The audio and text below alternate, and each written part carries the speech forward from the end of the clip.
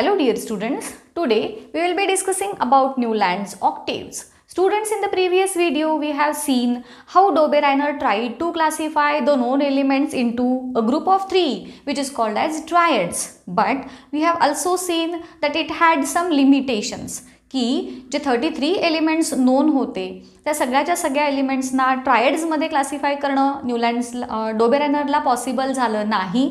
आणि मग परत सायंटिस्टनी स्टडीज सुरू केला की काय असा क्रायटेरिया आपल्याला यूज करता येईल की जेणेकरून आपल्याला सगळ्या नोन एलिमेंट्सना एका टॅब्युलर फॉर्मॅटमध्ये अरेंज करता येईल.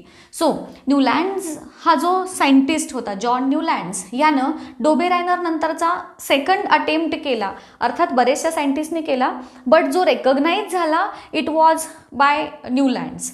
तर ह्या जॉन न्यूलँड्स नावाच्या सायंटिस्टनी जेव्हा एलिमेंट्सना ऑक्टेव्समध्ये क्लासिफाय केलं तेव्हा ऑलमोस्ट 56 एलिमेंट्स हे नोन होते. डोबेरेनरनं केलं होतं तेव्हा 33 एलिमेंट्स नोन होते. 1817मध्ये डोबेरेनरनं जो फर्स्ट अटेम्प्ट केलेला होता तो म्हणतो तसं ह्या न्यूलँड्सनं जेव्हा एलिमेंट्सना क्लासिफाय केलं दॅट इयर वॉज 1866. ओके, आणि एलिमेंट्स किती नोन होते? 56 एलिमेंट्स.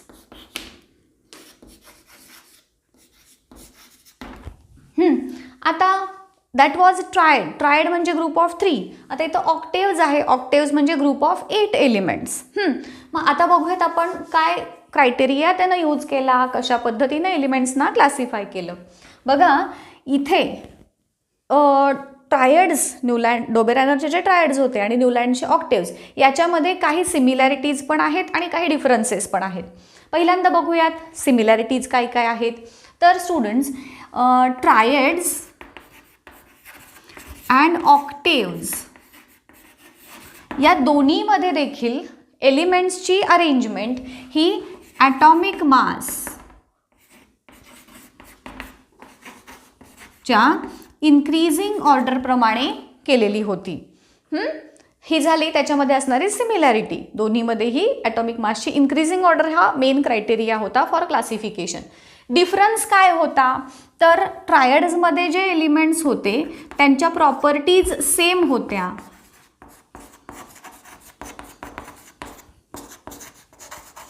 व्हेअरॅज ऑक्टेव्समध्ये जे एलिमेंट्स त्यांनी अरेंजमेंट केली त्यांच्या प्रॉपर्टीज ह्या डिफरंट होत्या. सिमिलॅरिटीज हे डिफरन्सेस आले लक्षात. आता बघा यानं जेव्हा ऑक्टेव्समध्ये एलिमेंटची अरेंजमेंट करायची सुरुवात केली he started with the lightest element which was hydrogen. सगळ्यात लाइटेस्ट एलिमेंट तेव्हा जे नोन एलिमेंट्स होते 56 त्याच्यापैकी सगळ्यात हलका होता हायड्रोजन. आणि ended with thorium which was the heaviest element non. म्हणजे 56 एलिमेंट जो होता 56 तो होता थोरियम. आणि मग त्यानं काय केलं? लाइटेस्टपासून सुरुवात केली, ॲटॉमिक मासेसच्या इन्क्रीजिंग ऑर्डरप्रमाणे तो अरेंज करत गेला.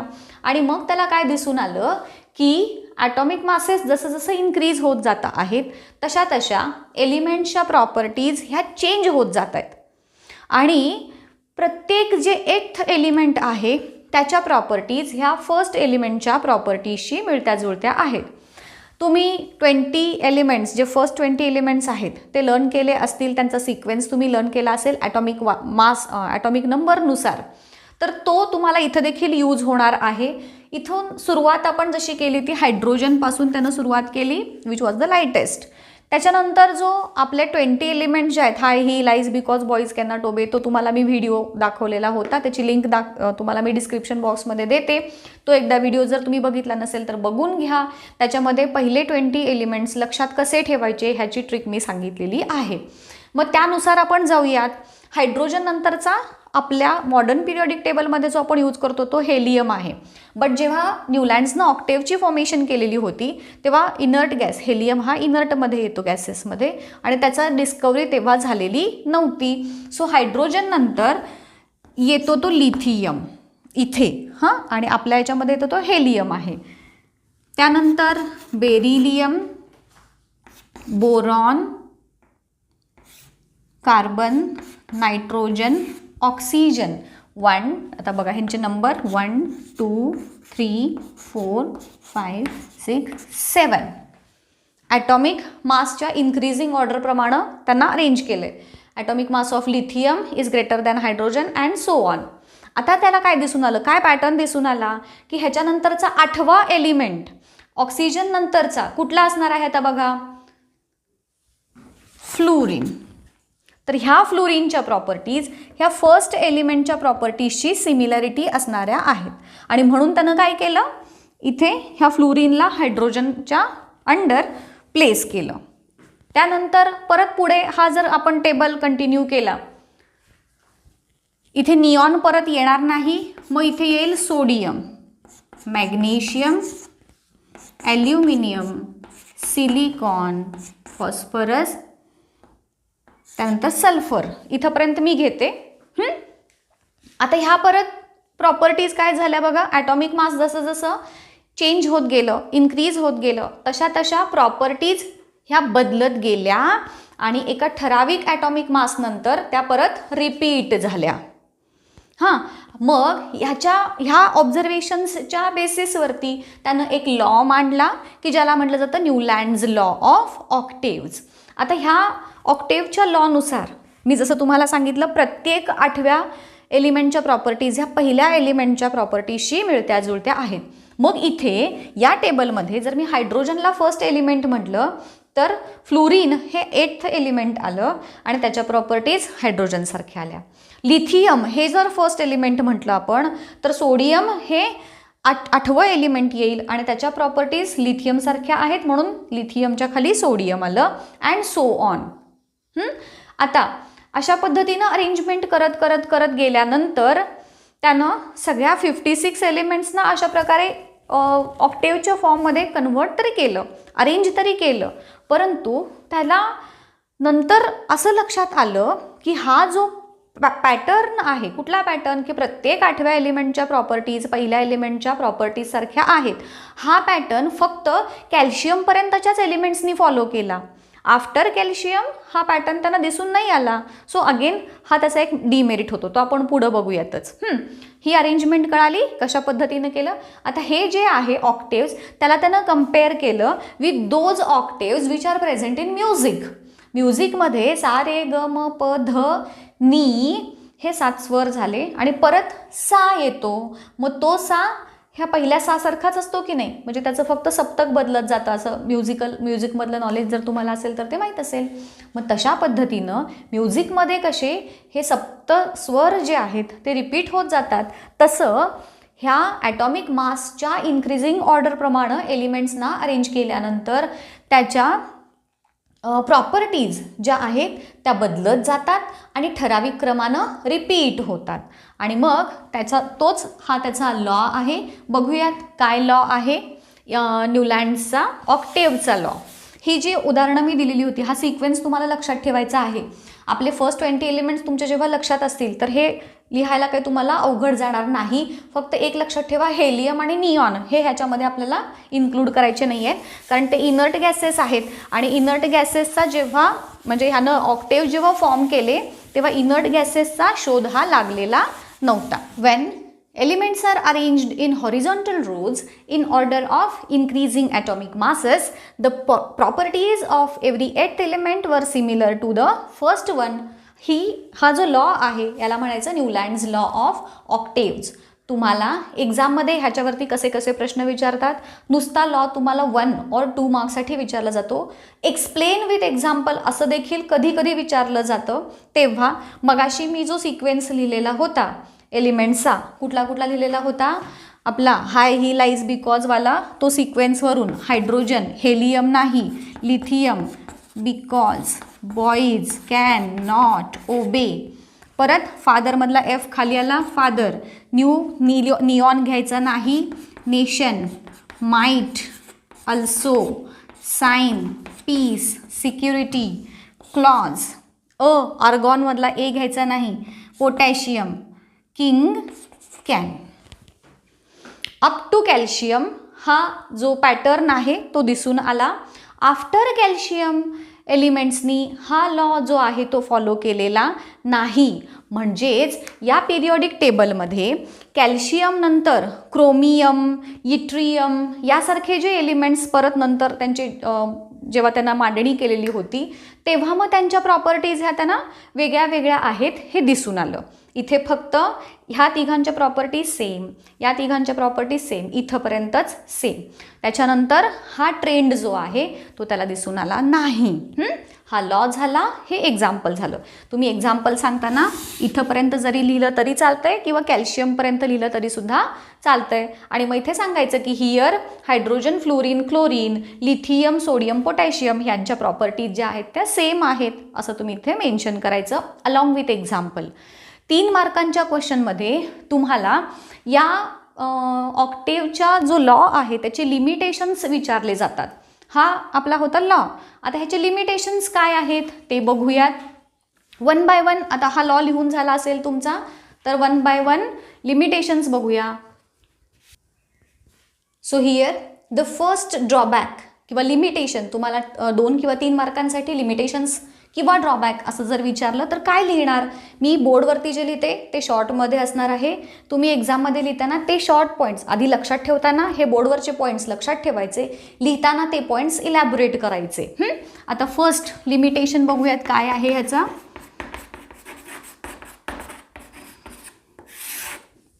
It was applicable only up to calcium. जसं की आता तुम्हाला दाखवलं होतं मी, जे 56 एलिमेंट्स थोरियमपर्यंत त्यांना अरेंजमेंट केलेली होती, पण हा ॲप्लिकेबल कुठंपर्यंत होता तर अप टू ओनली कॅल्शियम. मी ते शॉर्टमध्ये CA लिहिते. जेवढं तुम्हाला शॉर्टमध्ये लक्षात ठेवता येईल तेवढं लक्षात ठेवा की हां आता हे लिहिताना हे एवढंच लिहिलं तुम्ही म्हणजे लक्षात ठेवलं, पण एक्झाममध्ये काय लिहिणार की this Newlands law of octave was applicable only up to calcium. हे फर्स्ट सेंटेन्स झालं. After calcium every 8 element didn't show the properties which are similar to that of the first. असं पूर्ण वाक्यामध्ये तुमचं आन्सर हे आलं पाहिजे. लक्षात ठेवताना एवढं लक्षात ठेवणार. आता याचं जे दुसरं लिमिटेशन आहे, दुसरं लिमिटेशन असं आहे की जे नोन एलिमेंट्स आहेत त्यांना त्यांच्या ॲटॉमिक मासची इन्क्रीजिंग ऑर्डर आणि प्रॉपर्टीज या 2 बेसिसवरती अरेंज करताना काही काही ठिकाणी त्याला असं म्हणजे त्यांना अशी अरेंजमेंट केली आहे की एका जागी 2-2 एलिमेंट्स बसवलेत. बघा मगाशी आपण काय दाखवलं की जे एलिमेंट्स सेम ग्रुपमध्ये आहेत त्यांच्या प्रॉपर्टीज ह्या कशा आहेत, सेम आहेत. मग सेम प्रॉपर्टीज असणारे एलिमेंट्स एका ग्रुपमध्ये आणि एका जागी एकच एलिमेंट बसवलं होतं आपण. पण in order to fit the known elements on the basis of their properties and their atomic masses, ह्या सगळ्या गोंधळात त्यानं काय केलं, काही काही ठिकाणी, सगळीकडे नाही, काही ठिकाणी एका जागी 2 एलिमेंट्स त्यानं फिट केले. इथे तुम्हाला माझ्या शेजारी एक पिरियोडिक टेबलची डायग्रॅम दिसत असेल. या डायग्रॅममध्ये जर तुम्ही बघितलं तर फर्स्ट ग्रुप जो आहे, फर्स्ट ग्रुपमध्ये तुम्ही ऑब्झर्व करा एकाच जागी कोबाल्ट आणि निकेल Cu आणि Ni असं लिहिलेलं दिसेल. आता ही 2 वेगवेगळे एलिमेंट्स आहेत, एका जागी त्यानं 2 एलिमेंट्स बसवले. तसंच फोर्थ ग्रुपमध्ये बघा तुम्ही ऑब्झर्व केलं तर त्याच्यामध्ये सीरियम आणि लॅन्थॅनम अशी 2 एलिमेंट्स दिसतील तुम्हाला की जी त्यानं एका जागी बसवलेली आहेत. सो हा एक त्याचा ड्रॉबॅक आहे की he kept 2 elements at 1 place. But हे लक्षात ठेवा सगळीकडे नाही, काहीच ठिकाणी हे त्यानं झालं. तसंच काही ठिकाणी जसं आत्ता आपण डिस्कस केलं की सेम ग्रुप सेम प्रॉपर्टीज, पण काही काही ठिकाणी असं झालं आहे की प्रॉपर्टीज डिफरंट असून देखील त्यानं काही एलिमेंट्सना एकाच ग्रुपमध्ये बसवलं आहे. So kept elements having different properties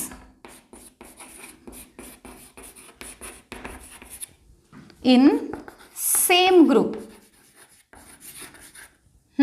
आता जसं की ह्याचं एक्झाम्पल जर सांगायचं झालं तर हे जे कोबाल्ट आणि निकेल आहेत हे जे आहे ते मेटल आहेत आणि ते ठेवलेत कुठं, फर्स्ट ग्रुपमध्ये along with fluorine, chlorine, bromine, iodine ह्यांच्यासोबत ह्या कोबाल्ट आणि निकेलला त्यानं ठेवलेलं आहे. मग आता ह्याच्यामधले फ्लोरीन, क्लोरीन ह्यांच्या प्रॉपर्टीज वेगळ्या, कोबाल्ट, निकेल ह्यांच्या प्रॉपर्टीज वेगळ्या. सो आयडियली ते वेगळ्या ग्रुपमध्ये पाहिजेत, बट ठेवलेत एकत्र. तसंच ऑक्सिजन आणि सल्फर हे नॉन मेटल्स आहेत. त्या नॉन मेटलसोबत आयर्न दॅट इज Fe याला ठेवलेलं तुम्हाला त्या पिरियॉडिक टेबलमध्ये, इथे तुम्हाला जे पिरियॉडिक टेबल दाखवत आहे त्या पिरियॉडिक टेबलला तुम्ही ऑब्झर्व करा. फ्लोरीन, क्लोरीन हे जे एलिमेंट्स आहेत त्यांच्या प्रॉपर्टीज ह्या वेगळ्या आहेत, त्यांच्याचसोबत कोबाल्ट आणि निकेलला ठेवलं आहे. सो ही एक ड्रॉबॅक झाला. तसाच ऑक्सिजन, सल्फर वगैरे हे सगळे नॉन मेटल्स आहेत, त्या नॉन मेटल्ससोबतच त्यानं आयर्न ह्या मेटलला ठेवलं आहे. सो तो एक त्याचा ड्रॉबॅक झाला. इथं तुम्हाला एक्झाम्पल्स पण लिहायचे आहेत. नुसतं केप्ट 2 एलिमेंट्स ॲट 1 प्लेस असं न सांगता, for example cobalt and nickel असं तिथे तुम्ही एक्झाम्पल लिहायचं.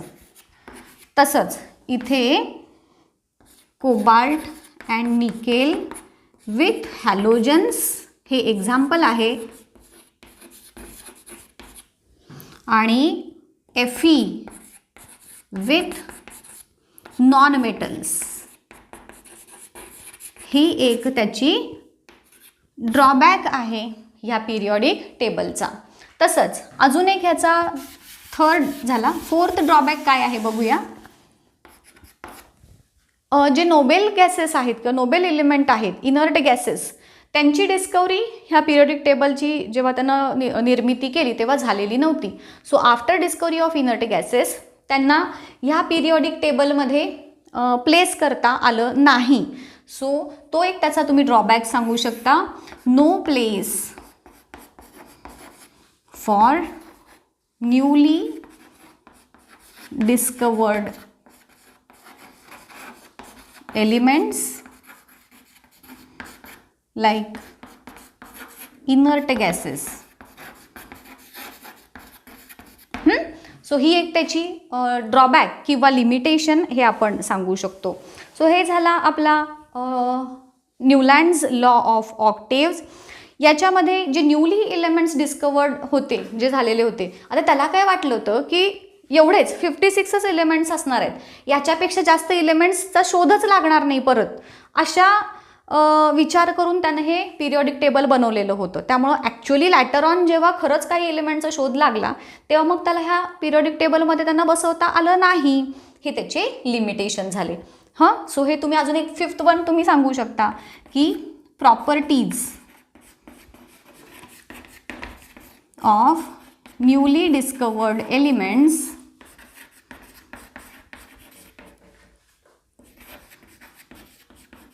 Didn't match with the previous किंवा त्याचा जो काही पिरियॉडिक ट्रेंड होता त्याच्याबरोबर ह्या मॅच झाल्या नाहीत. Elements didn't match the pattern, त्यानं जो पॅटर्न सांगितलेला होता त्या पॅटर्नसोबत त्या नवीन एलिमेंटच्या प्रॉपर्टीज काही मॅच झाल्या नाहीत. सो अशा 5 लिमिटेशन्स तुम्हाला सांगायच्या आहेत. 3 मार्क्ससाठी सेपरेटली हा क्वेश्चन तुम्हाला विचारला जाऊ शकतो. 1 मार्क्ससाठी लॉ अलॉंग विथ एक्झाम्पल, 2 मार्क्ससाठी सेपरेट लिमिटेशन्स, 3 मार्क्ससाठी. आलं लक्षात? ह्याच्याशी रिलेटेड तुम्हाला काही इम्पॉर्टंट क्वेश्चन्स जर हवे असतील तर मी माझ्या टेलिग्राम चॅनलवरती ते अपलोड करते, ते तुम्ही रेफर करा, ते सॉल्व करायचा ट्राय करा. इथेच थांबूयात आजच्या लेक्चरमध्ये. नेक्स्ट लेक्चरमध्ये ह्याच्या पुढचा पार्ट.